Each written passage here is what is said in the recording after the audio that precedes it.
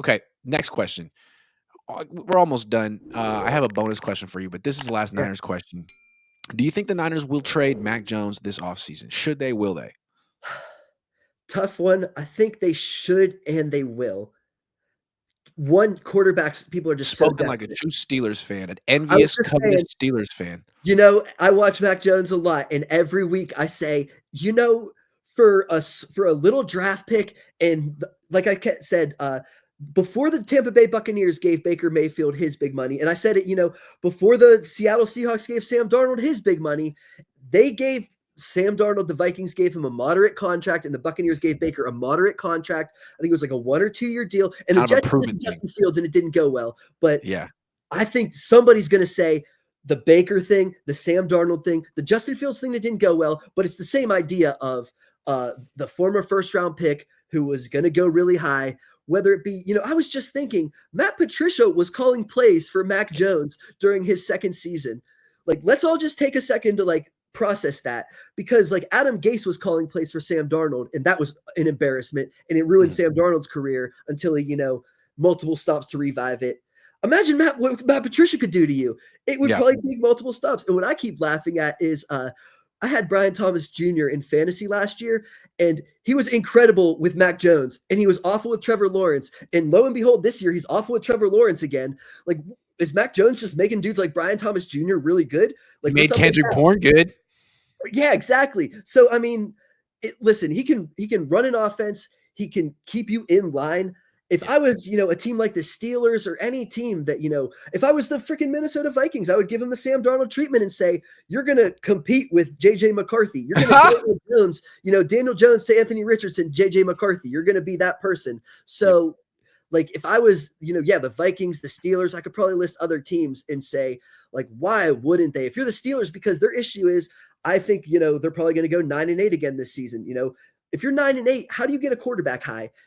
I keep saying I would love for them to go 6-11 because they can at least draft a quarterback, but they're probably not going to lose the last 5 games. So how do you get a quarterback? Trade a second for Mac Jones.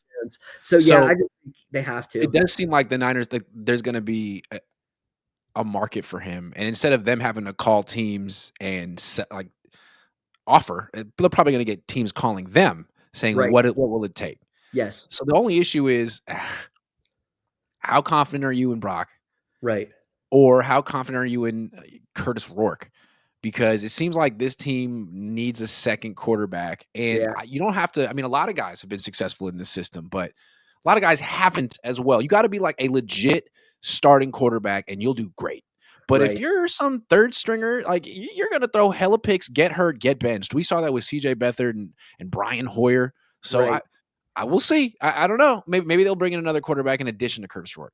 But I think we've talked about it. If you're Kyle Shanahan and you're that cocky person, and I think he's saying you got to keep Mac. You got to keep Mac. Well, yeah, maybe. But I think he's saying, oh, I forgot about CJ Beathard. What about Nick Mullins, baby? I'm going to do the same thing with Curtis Rourke, who should have been a higher draft pick, but he tore his ACL. I had him graded, X amount high. He's going to be my next, whether it be Mullins to Darnold to Mac Jones. I'm a quarterback factory, baby. Not the 49ers. I am. That's what Kyle Shanahan's going to be saying. Don't forget 2024, Kyle, because you brought in Brandon Allen. You were hyping up. You had Brandon Allen on the team for 2 years. That's right. Then you brought in Josh Dobbs, who actually had played kind of well at times in 2023. And those guys came and played for you, and they were awful. So, again, I'm not saying you got to spend a lot on a backup, but you got to take it seriously. And you have something in Mac, and you have him under contract. He wants an extension. Tough dude. You signed a 2-year deal. There's no reason to necessarily downgrade a backup quarterback, because even if you do trade him for a second-round pick, man, you miss on that pick and Mac Jones goes and it's a good starting quarterback for the Steelers, you lost that trade and you feel stupid. Yeah, you feel like the Minnesota Vikings who just did it with Sam Darnold or whatever. Yep. Obviously, Purdy's floor is not nearly McCarthy or anything like that. But it's obviously, I mean, if you're the 49ers, you need to be somewhat blown away, and that probably would be, because I think Geno Smith went for a 3rd-round pick. So you're thinking, yeah, like it has to be that 2nd-round pick where you're saying, okay, that's where we get a starter. Like I said, you need a defensive tackle, a left guard, and a receiver. Maybe you sign that left guard and you say, we drafted a receiver high, and now we're going to get a defensive tackle who can start for Mac Jones. Like now we have no holes in our roster. So here we go, sort of thought.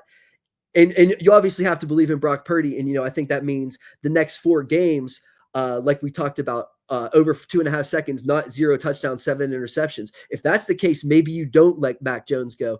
But, if you say, okay, he was injured, he was working through it. Now he's making plays on the run. Now he what a huge playoff win. He only scored 23 against Seattle, but 23 against Seattle is a great job. And he won a playoff game that way.